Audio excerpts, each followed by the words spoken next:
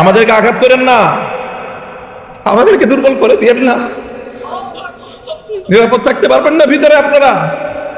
আমি তো বললাম আজকে দাঁড়ান, কে আছেন এই দাওয়াতুল মুসলিমিনের মধ্যে দায়ীদের পিছনে দাঁড়িয়ে রাষ্ট্রের বিরুদ্ধে লড়াই করার জন্য হিম্মত দিয়ে মাঠে নামবেন? কে আছেন? আসেন, আমরা আসবো।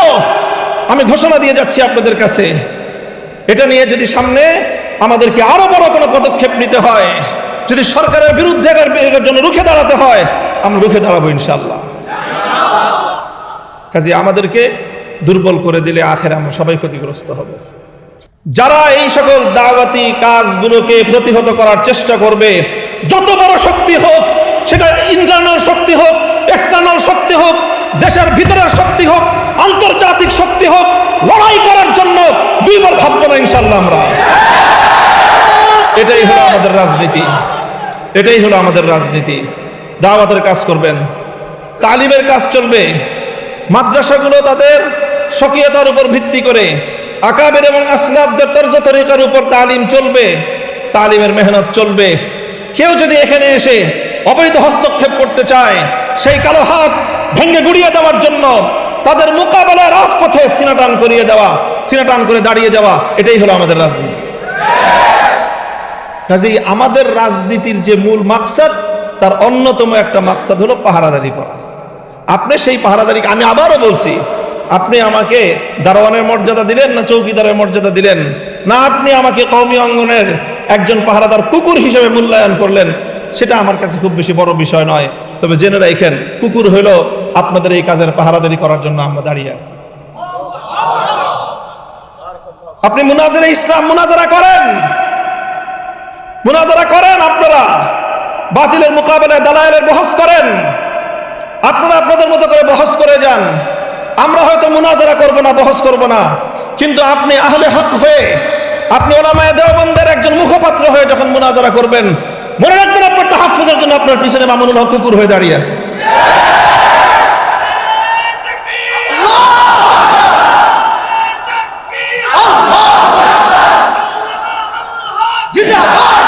এটা হলো আমাদের রাজনীতি, এটা হলো আমাদের রাজনীতির খুব নিগুড় রহস্য, মৌলিক কথা। কাজেই আমাকে এই রাজনীতি করতে হলে, আমাকে লড়াই করতে হলে, আমাকে কখনো সরকারের বিরুদ্ধে লড়তে হয়, কখনো আমাকে আন্তর্জাতিক শক্তির বিরুদ্ধে লড়তে হয়। কাজেই আমাকে আমার রাজপথের একটা শক্তি নিয়ে আমাকে ময়দানে টিকে থাকতে হবে। যদি আপনার পাহারাদার যদি বাড়ির গেটে না থাকে, ঘরের ভিতরে আপনি মূল্যবান সোনাদানা নিয়ে, অনেক মূল্যবান জীবনযাপন নিয়ে, আপনি আপনার পরিবার পরিজন নিয়ে, আপনি আপনার কলিজার টুকরা সন্তানদেরকে নিয়ে আপনি ঘরের মধ্যে নিরাপদ থাকতে পারবেন। হয়তো আপনার পরিবারের ভিতরে যারা আছেন, ঘরের ভিতরে আপনারা যারা আছেন, তাদের তুলনায় আপনার পাহারাদারের মূল্য অনেক কম হতে পারে, কুকুরটার মূল্য অনেক কম হতে পারে, কিন্তু মনে রাখেন, ওই বাড়িদের দরজায় যদি কুকুরটা না থাকে, ঘরের ভিতরে আপনি নিরাপদ থাকতে পারবেন। আমাদেরকে আঘাত করেন না, আমাদেরকে দুর্বল করে দিয়েন না। নিরাপদ থাকতে পারবেন না ভিতরে আপনারা?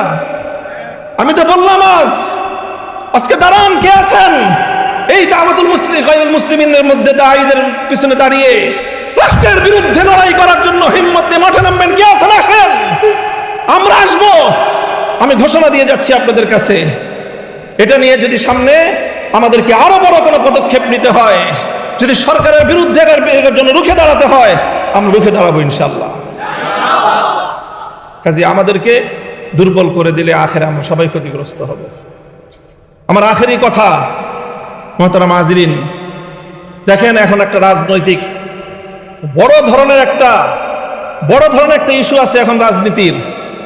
আমাদের বাংলাদেশে, আমাদের এই উপমহাদেশের 250 বছর, 1753 সাল থেকে বা 1757 সাল থেকে আজ 2026 সাল, প্রায় 350 বছরের রাজনীতি। আমাদের আকাবের উলামায়ে কেরামের ত্যাগ, কোরবানি, নজরানা, জিহাদ, অনেক রক্ত, অনেক জীবন, এই অনেক কিছুর বিনিময়ে আমাদের বড়দের একটা বড় অর্জন ছিল, সেই অর্জন হলো 1947 সালে মুসলমানদের জন্য আলাদা ভূখণ্ড অর্জন। এমন একটা ভূখণ্ড যে ভূখণ্ডে ইসলামী নিজাম হবে, নিজামে ইসলাম, শরীয়তে ইসলাম বাস্তবায়ন হবে, এই অঙ্গীকারের ভিত্তিতে 1947 সালে মুসলমানদের জন্য আলাদা একটা রাষ্ট্রের অভ্যুদয়। এটা হলো আমাদের 350 বছরের আমাদের পূর্বসূরি আকাবের ওলামায়ে কেরামের রাজনৈতিক সর্ববৃহৎ অর্জন। এটা আমার পর্যবেক্ষণ, অন্য কেউ দ্বিমত করতে পারেন। সেই 47-এর বিষয় নিয়ে আমাদের মহান দুই আকাবিরের মধ্যে নজরিয়াতি ইখতিলাফ ছিল। হযরত মাদানী রহমতুল্লাহ আলাই তখন ভারতবর্ষ জুড়ে মুসলমানদের নিরাপত্তার স্বার্থে তিনি ওইভাবে দেশটার বিভক্তি চান নাই, এই কথা সব আমরা জানি। কিন্তু যখন দেশ বিভক্ত হয়ে গিয়েছে তখন হযরত মাদানী রহমতুল্লাহ আলাইহির মাওকিফ এটাই ছিল যে ঝগড়াঝাটি করে দুই মসজিদ বানানো ঠিক না, কিন্তু যদি মসজিদ দুইটা হয়ে যায়, মসজিদ যদি দুইটা হয়ে যায় তখন কি করবেন? দোনো মসজিদকে আবাদ করা, দোনো মসজিদের মধ্যে নামাজ কায়েম রাখা, এটাই হলো মুসলমানদের দায়িত্ব। হযরত মাদানী রহমতুল্লাহর কথা এটাই ছিল 47-এর পরে। মুসলমানদের জন্য যখন আলাদা আবাসভূমি হয়ে গেছে, এখন সর্বশক্তি নিয়োগ করে ওই মুসলমানদের দেশে কিভাবে ইসলাম কায়েম করা যায়, কিভাবে নিজামে ইসলাম বাস্তবায়ন করা যায়, সেটাই থানভী রহমতুল্লাহ আলাইহির অনুসারীদেরও মেহনত, সেটা মাদানী রহমতুল্লাহর শাগরিদদের অভিন্ন মেহনত। 47-এর পর আর কোনো ইখতিলাফ নাই।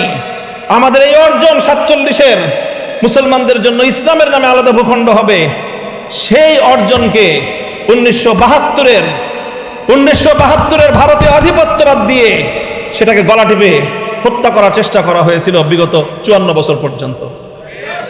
1972 থেকে 2024 সাল পর্যন্ত 47-এর কথা কেউ বলতে পারতো না। 47 এটা একটা বাংলাদেশে নিষিদ্ধ বিষয় হয়ে দাঁড়িয়েছিল। এই 2024-এর বিপ্লবের পর সর্বপ্রথম যে আওয়াজ উচ্চারিত হলো, এটার জন্য আমি জুলাই যোদ্ধাদেরকে শ্রদ্ধা করি, ভালোবাসি, স্নেহ করি, মমতা করি, তাদের পক্ষ হয়ে আমি লড়াই করি, কারণ তারা সর্বপ্রথম এই আওয়াজ আবার নতুন করে বাংলাদেশের মাটিতে উত্থাপন করেছে। আগামীর বাংলাদেশ হবে 47, 71 এবং 24-এর ভিত্তিতে। এখন আমাদের রাজনীতি, যারা নিজেদেরকে শাব্বির আহমদ উসমানী রহমতুল্লাহ আলাইহির সন্তান মনে করো, যারা নিজেদেরকে জাফর আহমদ উসমানী রহমতুল্লাহ আলাইহির সন্তান মনে করো, যারা ইতিহাস পড়ো যে তোমাদের 47 সালে স্বাধীনতার পতাকা ইংরেজদেরকে বিতাড়িত করে শাব্বির আহমদ উসমানী উত্তোলন করেছিলেন, যারা শাব্বির আহমদ উসমানী রহমতুল্লাহ আলাইহির ফাতহুল মুলহিম পড়ে ইলম অর্জন করো, যারা জাফর আহমদ উসমানী রহমতুল্লাহ আলাইহির ইলাউস সুনান পড়ে গায়রে মুকাল্লিদিনদের বিরুদ্ধে বহস করো, তোমাদের জানা উচিত যে এই ওসমানী রাহিমাহুমাল্লাহর সেই আমানত, সেই ইসলাম এবং মুসলমানদের ভিত্তিতে আবার দেশ গড়ার নতুন দিনের মুয়াজ্জিনরা আজান দিচ্ছে, নতুন বেলাল আজান দিচ্ছে। এই আজানে যদি আমরা সাড়া দিতে না পারি, ইতিহাসের দায় থেকে আমরা মুক্ত হতে পারবো না। কাজেই 47-এর ভিত্তিতে নতুন বাংলাদেশ গড়বার যে আন্দোলন, এটা মাওলানা মওদুদী সাহেব এবং তার অনুসারীদের আন্দোলন না। কারণ 47 সালে মাওলানা মওদুদী সাহেব এই দেশ বিভক্তির পক্ষে ছিলেন না। তিনি মুসলমানদের জন্য আলাদা আবাসভূমি চান নাই, পরিষ্কার কথা। এটা চেয়েছিলেন শাব্বির আহমদ উসমানী, এটা চেয়েছিলেন মুফতি শফি ওসমানী রহমতুল্লাহ আলাই, মুফতি আজম মুফতি শফি রহমতুল্লাহ আলাই, এটা চেয়েছিলেন সৈয়দ সুলাইমান নদভী রহমতুল্লাহ আলাই, এটা চেয়েছিলেন জাফর আহমদ উসমানী রহমতুল্লাহ আলাই, এটা চেয়েছিলেন শামসুল হক ফরিদপুরি রহমতুল্লাহ আলাই, এটা চেয়েছিলেন আতহার আলী রহমতুল্লাহ আলাই, এটা চেয়েছিলেন এই দেশের উলামায়ে কেরাম এবং দেওবন্দি উলামায়ে কেরাম। কাজেই 47-এর ভিত্তিতে আগামীর বাংলাদেশ গড়বার জন্য এখন আমাদেরকে জুলাই রক্ষা করতে হবে। কারণ জুলাইয়ের হাত ধরে 47 আবার প্রাসঙ্গিক হয়েছে। এখন যদি জুলাই হাতছাড়া হয়ে যায়, 47 আবার হাতছাড়া হয়ে যাবে।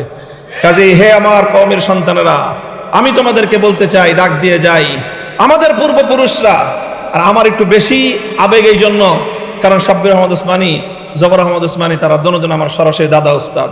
শাইখুল হাদিস রহমতুল্লাহ আলাইহির বুখারীর 2 জন উস্তাদ, একজন জফর আহমদ উসমানী রহমতুল্লাহ আলাই, আর একজন শাব্বির আহমদ উসমানী রহমতুল্লাহ আলাই। এটাকে শুধু আমরা আমাদের রাজনৈতিক বিরাসত মনে করি না, এটা আমরা আমাদের দ্বীনি বিরাসত মনে করি, ইলমি বিরাসত মনে করি, দ্বীনি আমানত মনে করি। এই বাংলাদেশের মাটিতে আবার নতুন করে এইভাবে 47-এর চেতনার ভিত্তিতে দিল্লির গোলামীর জিঞ্জির ছিন্ন করে ইসলাম এবং মুসলিম জাতিসত্তার ভিত্তিতে নতুন দেশ গড়বার এই আওয়াজ যেটা উঠেছে, এই আওয়াজকে পূর্ণতা পর্যন্ত পৌঁছে দেওয়া, এটাই হলো আমাদের রাজনীতি। আমি আমার কথা আর দীর্ঘায়িত করছি না, সকলের কাছে মাপ চাই, অনেক বেশি কথা বলে ফেলেছি। আমি আবার আমার ওই কথা পুনরাবৃত্তি করছি যে ইনশাআল্লাহ আমি